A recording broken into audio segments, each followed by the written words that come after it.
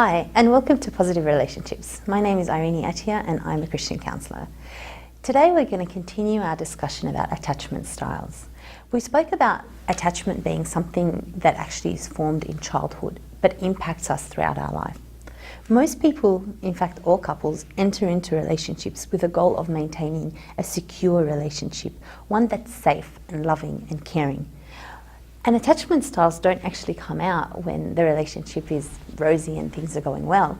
Attachment styles actually emerge when things are stressful, when the relationship is put under strain or tested through circumstance. So it's our attachment styles that we often see after entering into a marriage. Prior to that, most couples are in a romantic phase of the relationship and see things and believe things to be all well and good. It's not until a relationship is put under considerable pressure that our attachment styles start to emerge. We're going to start by talking about the healthiest form of attachment, secure attachment. In secure attachment, as a baby, they would have been very happy with their caregiver, especially when their caregiver is around. In an experiment that actually was done by a woman by the name of Mary Ainsworth, she actually took babies into a room with their primary caregiver and asked the parent to leave and watched to see what would happen with the child once the parent left. And although that sounds far removed from adult relationships, the results actually bear a great impact on how those children started to then behave in adult relationships. Secure babies were visibly upset when their parent left the room because they loved their parent and they wanted to be around them and they felt safe and secure. But they were confident in knowing that they will return. And once the parent came back, they usually ran towards them, gave them big hugs and were very happy about the fact that they came back. That sense of distress when a parent left was common across most babies where secure attachment exists.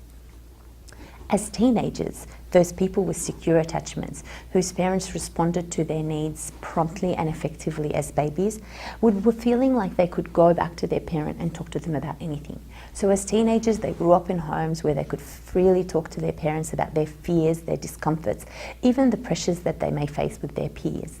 And they felt that their parents were a safe and secure place for them to explore even things that they couldn't talk about to anybody else with.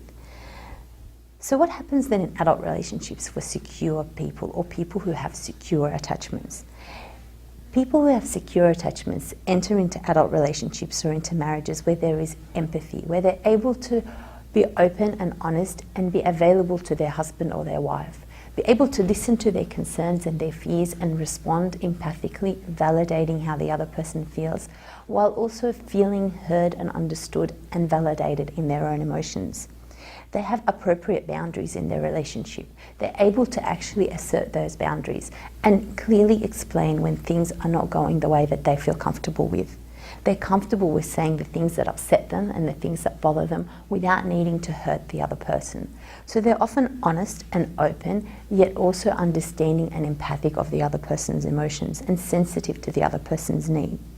If both people feel secure in a relationship and if both people enter into a relationship where they've both had secure forms of attachment in their early childhood, they will fully enjoy each other's company. They'll be comfortable sharing with their most intimate thoughts and feelings with their husband and wife. Most importantly, out of that secure attachment becomes the availability or the option for them to be vulnerable in the relationship. A lot of research has recently been done about vulnerability. Noted authors like Brené Brown talk about the importance of vulnerability in healthy relationships. And in order for a person to be truly vulnerable in a relationship, to be able to be completely honest in a marriage and really talk about everything that is important to them and even explore their weaknesses and be able to grow within that relationship, there needs to be that secure base. They need to have that secure attachment.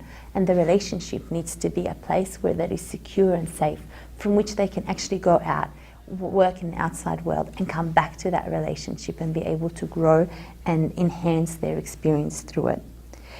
People who are in a relationship with securely attached individuals find that those people are able to share parts of their life together, but also have their own space and are comfortable being on their own. So they're comfortable being together as husband and wife for the majority of the time, but they're not resentful or upset or hurt when they need to be spending time on their own. They're comfortable in who they are and they're trusting of other people.